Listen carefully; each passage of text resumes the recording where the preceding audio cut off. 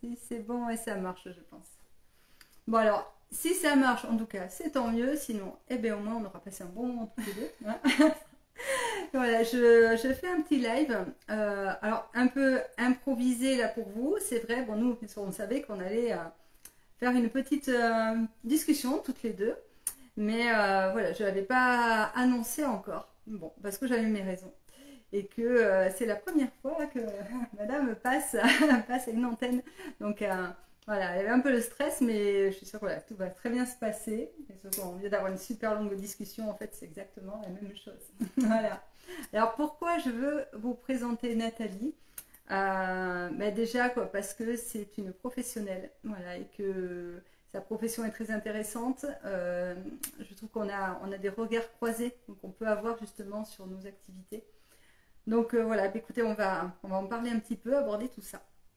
Alors déjà, est-ce que bah, tu peux peut-être te présenter qui tu es, ton parcours, tout ça?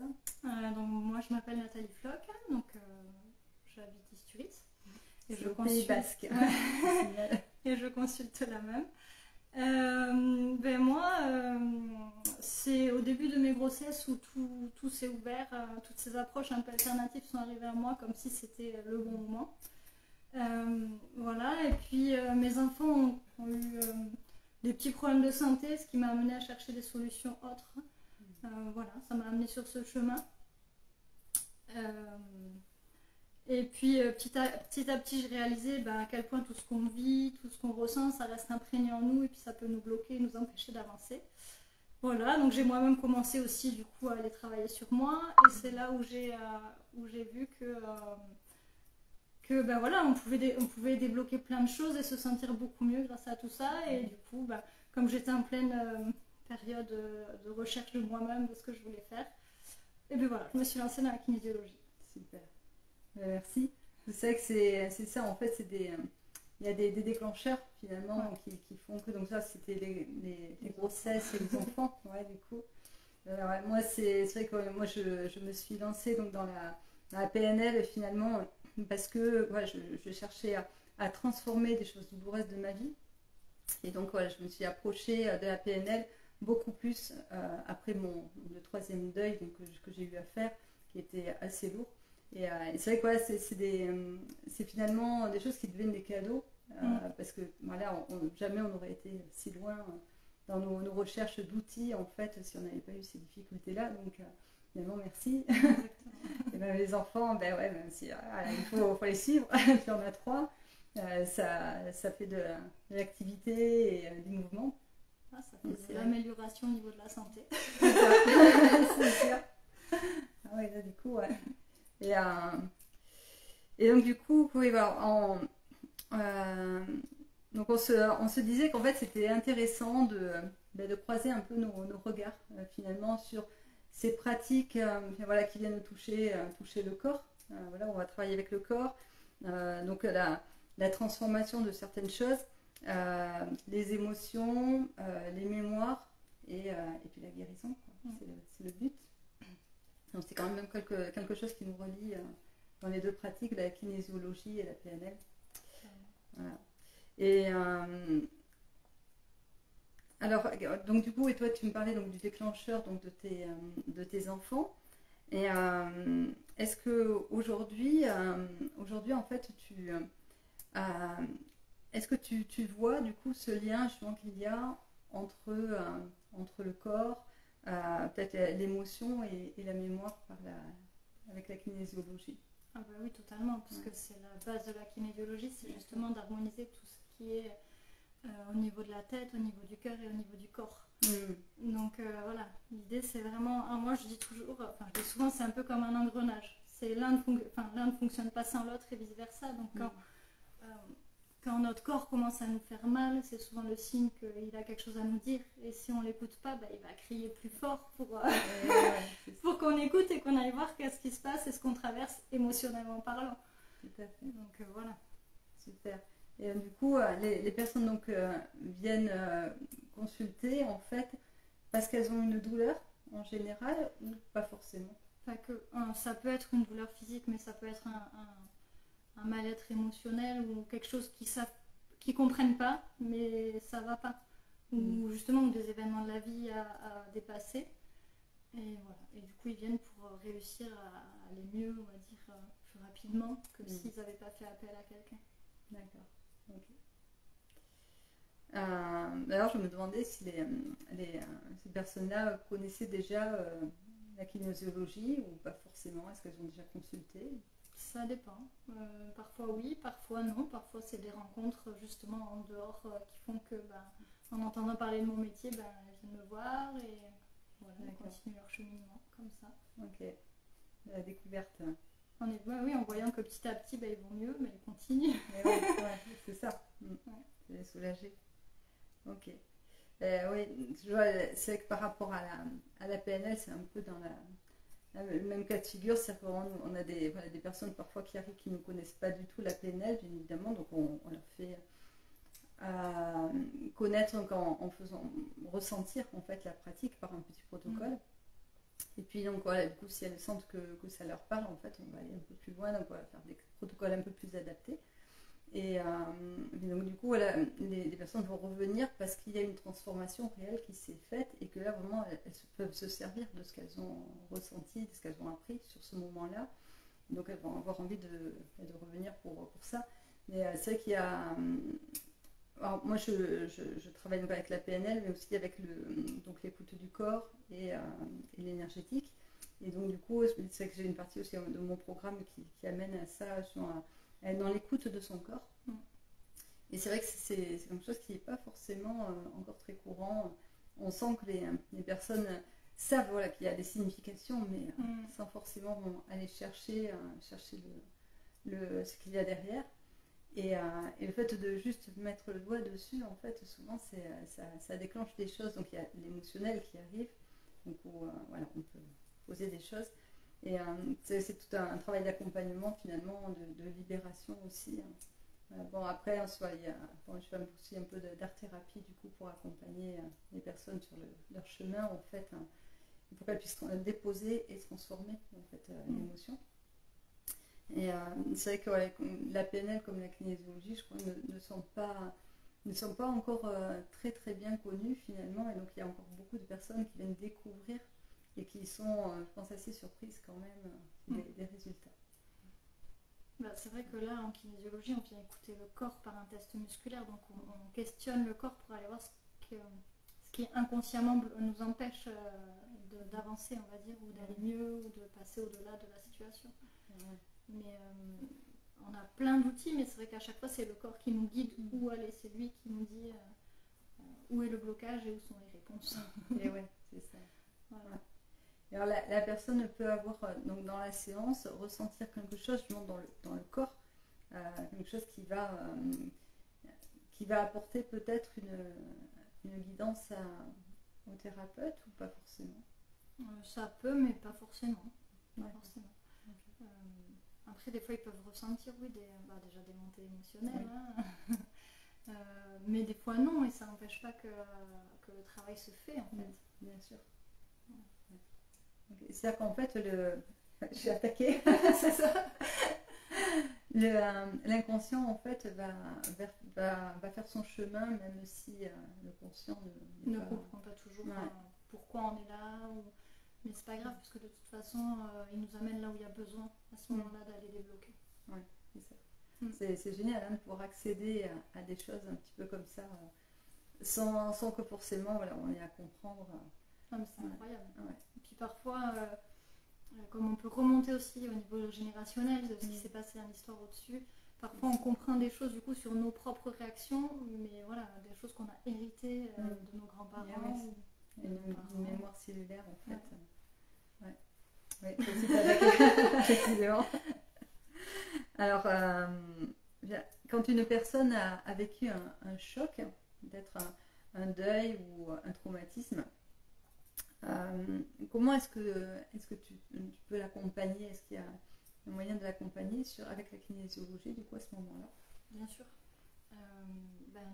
Toujours pareil en fait, avec le test musculaire, on va aller voir là où on a besoin d'aller débloquer. Donc, par exemple, j'ai l'exemple de ma maman du coup qui s'est retrouvée veuve il n'y a pas si longtemps et du coup qui n'allait pas bien évidemment, qui avait des vertiges, qui dormait mal la nuit, qui avait des peurs même, et évidemment une grande tristesse et beaucoup de culpabilité. Et quand elle m'a demandé de l'aide et qu'on est allé faire une séance de kinésiologie pour voir un peu comment on pouvait l'alléger,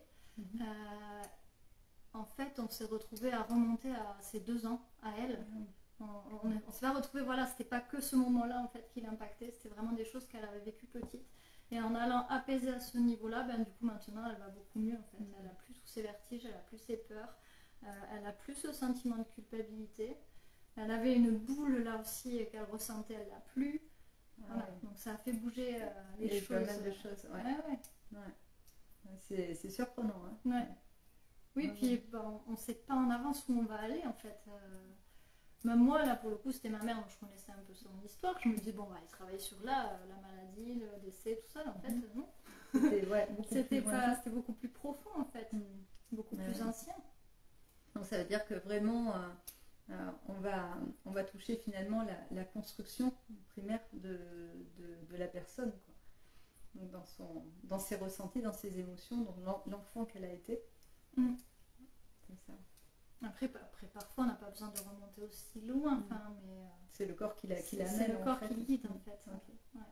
Et c'est très intéressant, vraiment, parce que je suis actuellement donc, en formation d'analyse transactionnelle, et justement, on parle du parent, de l'adulte et de l'enfant. Et c'est que du coup, l'enfant, souvent, on remonte, et quand on va parler à travers nos émotions, nos ressentis, c'est vraiment l'enfant qu'on a été qui va s'exprimer.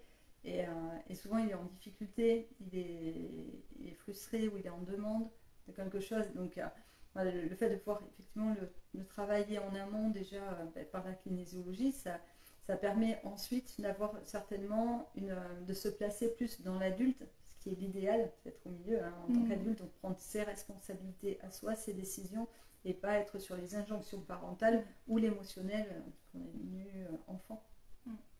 Donc, du coup, c'est intéressant de pouvoir travailler ces bases de construction. C'est clair. Ok.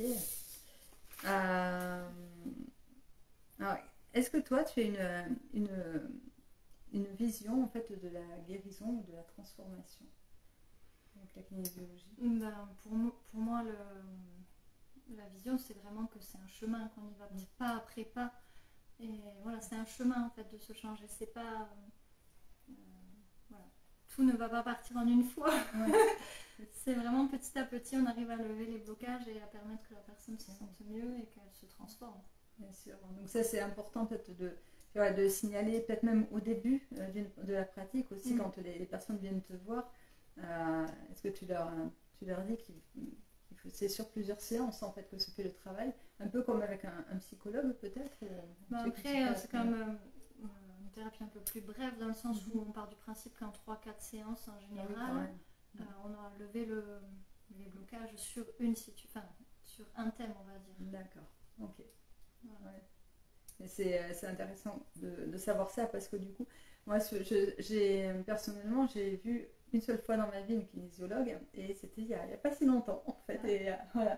Et donc du coup, parce que je voulais donc aller prendre des cours de natation, mais sauf que j'ai dit parce que je sais pas, je me suis pas encore remise en situation pour voir si c'est toujours le cas. Et donc j'ai peur de l'eau en fait, et de mettre la tête sous l'eau, et voilà. Et donc du coup, c'est que je l'ai vue parce qu'elle en fait, donc elle est donc maître nageur, mais donc pour les aquaphobies. Et elle fait aussi de la kinésiologie.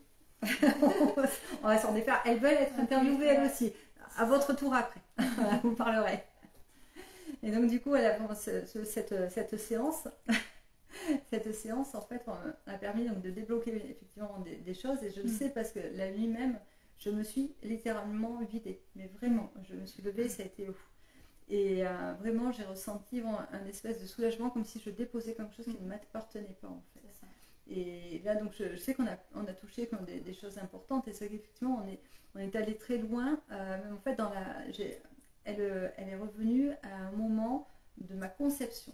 C'est-à-dire que donc, j'étais dans les 3 premiers mois de grossesse, donc dans le ventre de ma mère, Et ma mère, effectivement, a pu me confirmer bien que donc, à cette période-là, effectivement, il y a eu un gros stress de la part de ma mère.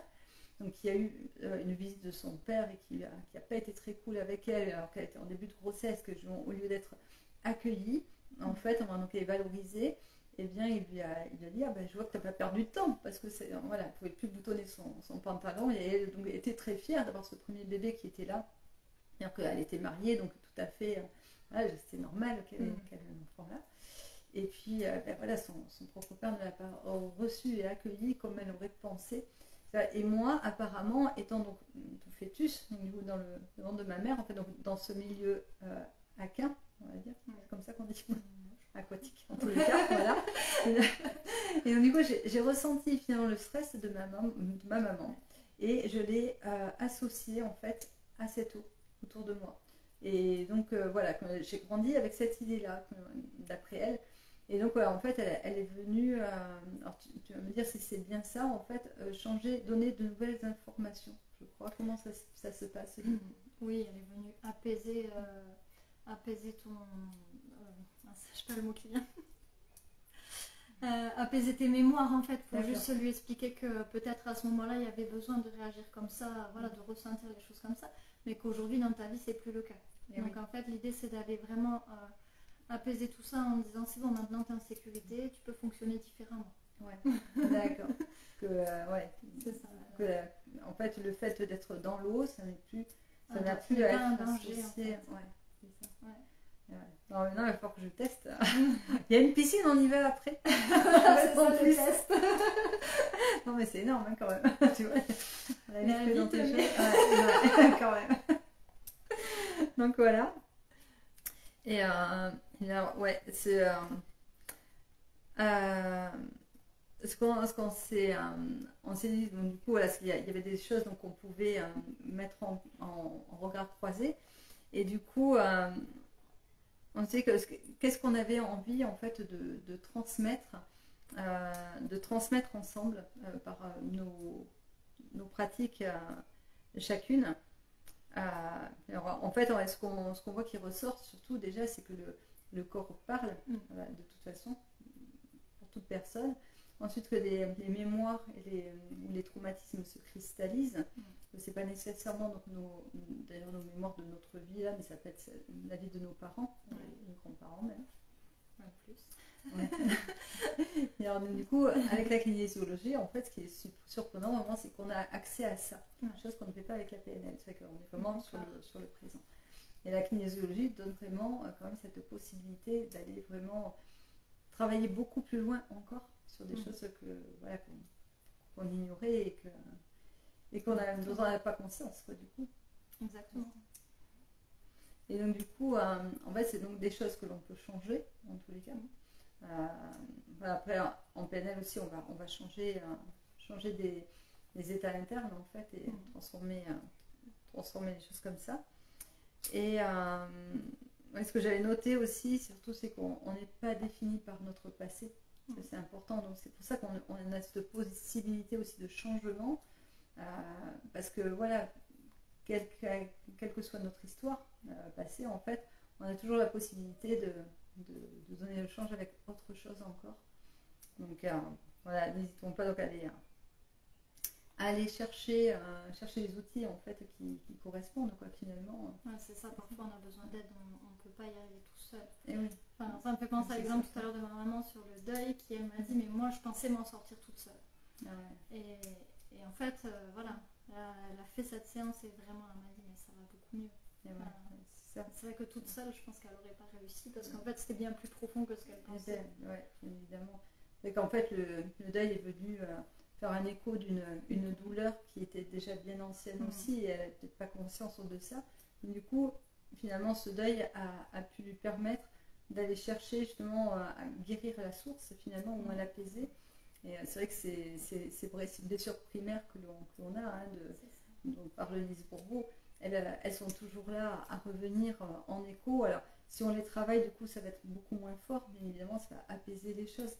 Mais voilà, en tous les cas, tout ce qui nous arrive dans notre vie, les expériences douloureuses sont souvent là justement pour nous inviter finalement à aller travailler ces blessures-là. quels que soient nos outils. Voilà.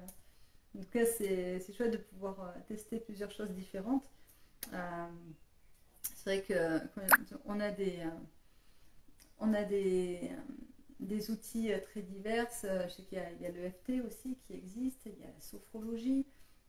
Puis pour les plus courants, en tous les cas, parce que je vois le plus souvent revenir. Mais ouais, je crois que c'est important de moins essayer, parce que quand on ne connaît pas, souvent on a une idée un peu abstraite finalement. Mais quand on teste, suivant les thérapeutes, en plus, voilà, faut pas hésiter à changer, parce qu'on peut avoir une expérience pas forcément très concluante avec une personne, et puis une autre va y aller avec son énergie à elle, son approche, qui va être la sienne, et du coup, là, ben, parfois ça match. Il y a un truc qui se passe, quoi. Voilà. Donc, et alors, je sais pas, est-ce que tu as des idées un peu déjà de ce que tu projetterais de faire ou professionnellement, parce que là tu as commencé il y a pas très très longtemps la kinésiologie, c'est ça, l'installation en tous les cas. Voilà. Moi je projette d'accompagner les personnes en individuel, donc ici. Donc là on est dans son local, en fait, c'est ici qu'elle reçoit les personnes, donc dans le petit village d'Isturitz. Donc voilà, c'est au Pays Basque, près d'Asparin, situé un petit peu. Exactement. Voilà, et donc voilà, d'accompagner les personnes, sachant que j'ai deux outils très complémentaires et très impressionnants, j'ai envie de dire. Donc la kinésiologie, et là je viens de me former à la méthode ACMOS.